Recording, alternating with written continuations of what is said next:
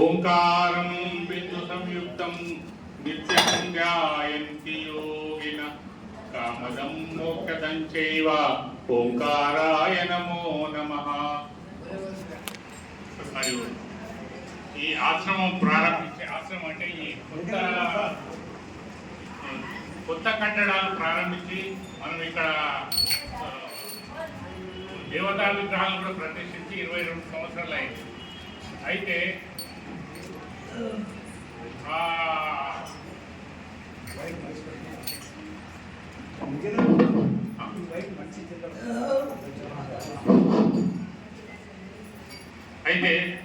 ఆ స్వాముల వారికి శిఖరాలు లేకుండే ఈ మధ్యనే మేము కట్టడానికి ప్రారంభించినాము.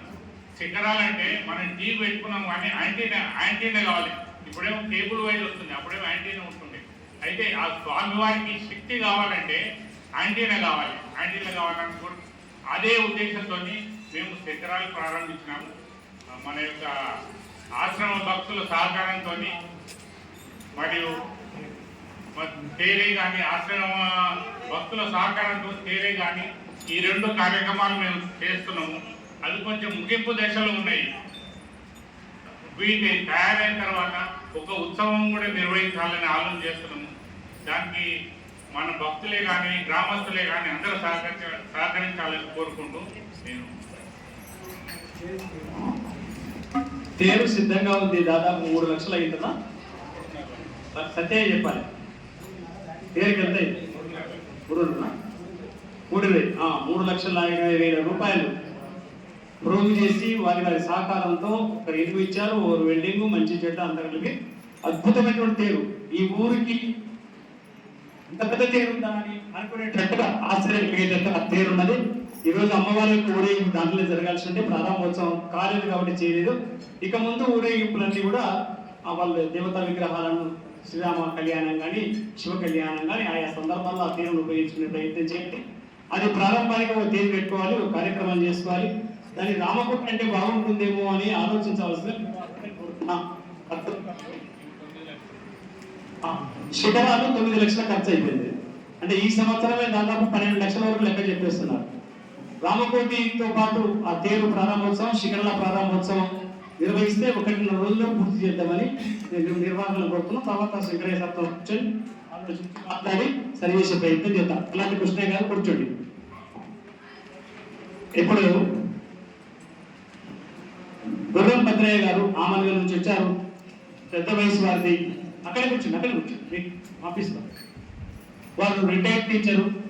భగవద్గీత మీద అధ్యయనం చేశారు. కానీ ఎంత అధ్యయనం చేసినా ఇప్పుడు పరిస్థితి లేదు, బాగలేదు. కాబట్టి ఒక 3 నిమిషాలలో అందరూ బాగుంటారు. బిడ్డ చెప్తే సార్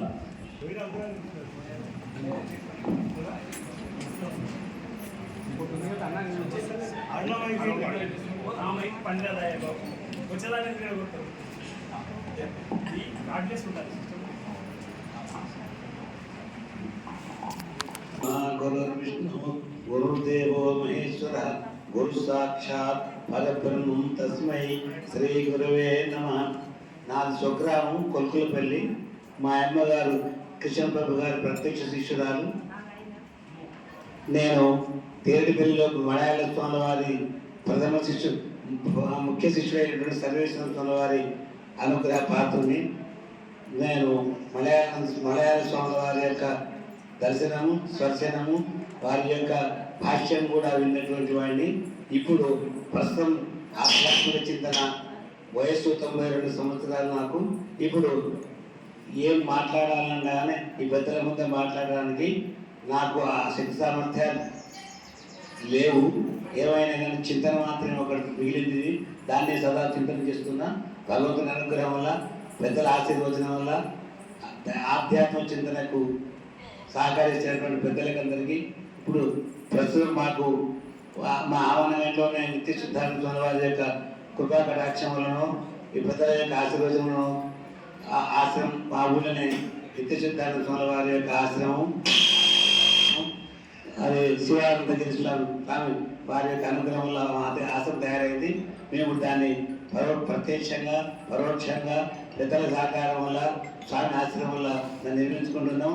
సదా ఆశ్రమ చింతనలో ఆధ్యాత్మిక చింతనలో జీవితం గడపాలని ప్రయత్నం చేస్తాను.